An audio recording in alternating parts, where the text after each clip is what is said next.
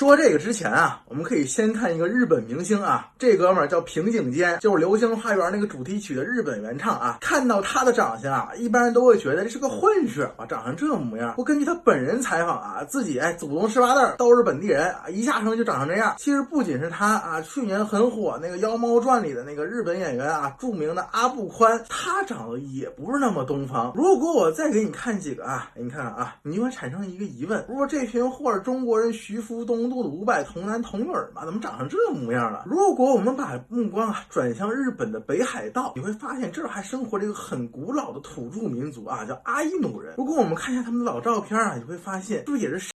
上一章我们说啊，这日本列岛的土著啊，本身和中国人并无关系啊，长相都很有异域风情，是吧？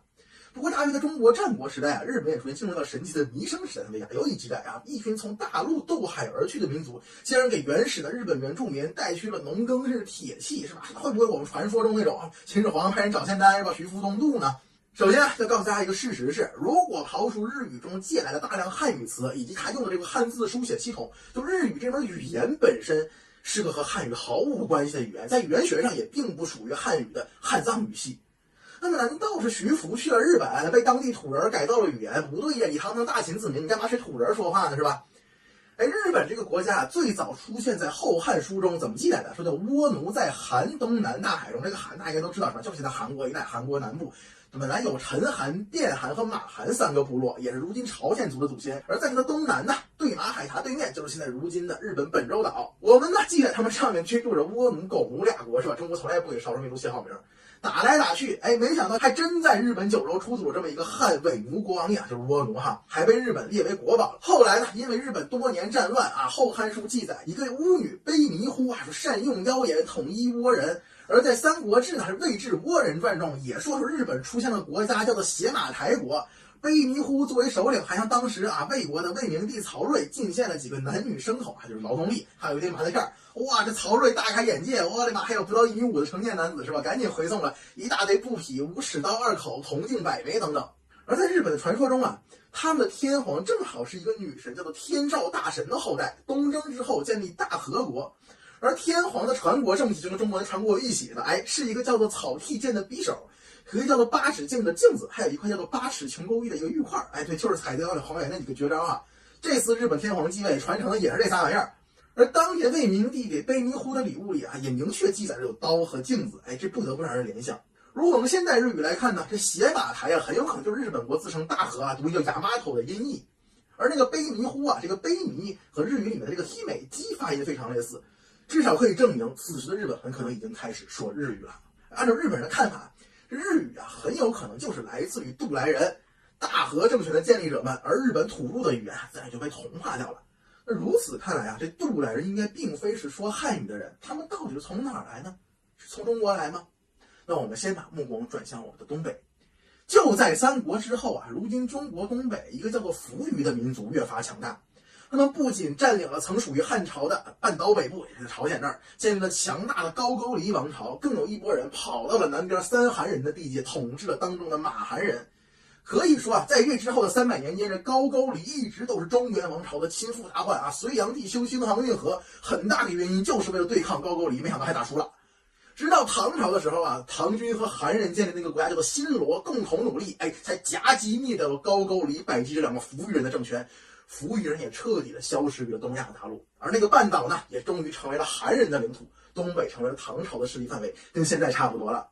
但是很好玩的是呢，就在唐朝吊打这个百济的时候，一直以唐好学生、好小弟自称的日本竟然来帮忙了，他敢来帮忙。就在这中韩联军围攻百济的时候，日本派了浩浩荡荡1000多艘船，开向了唐军只有170艘船的舰队，然后毫无意外的全军覆没。你说这得啥船？1000多船打不远西似的。这就是日本历史上大名鼎鼎的白村江之战啊！其实不仅如此，日本历来就和百济有着极为紧密的联系，是世代友好、互派使臣，甚至不惜以卵击石和唐朝开战，这是何苦呢？不过就在上世纪啊，有一个美国教授，印第安纳大学的叫白贵斯啊，他通过比对朝鲜史书《三国史记》中他们的三国啊，对百济高句丽地名的音译记载构拟了170来个扶余语的词汇。举个例子啊，他构拟的这个3叫 me，5叫 utu，7叫 nani， 熊叫 komok， 兔子叫 osaku， 深渊叫 poksa。那我们再看到日语的这几个词儿，3呢是 mitsu 啊，5是 itsu，7是 nana， 熊是 koma，兔子うさぎ，绅士俯瞰。哎呦，看着是有点像啊。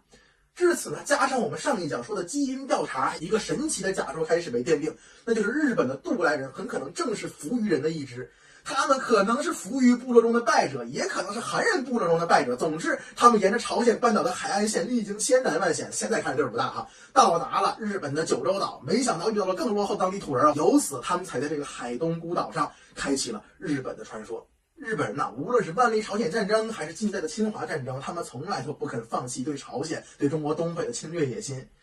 谁知道他们现在怎么看待那个大海彼岸的吉林俗语呢？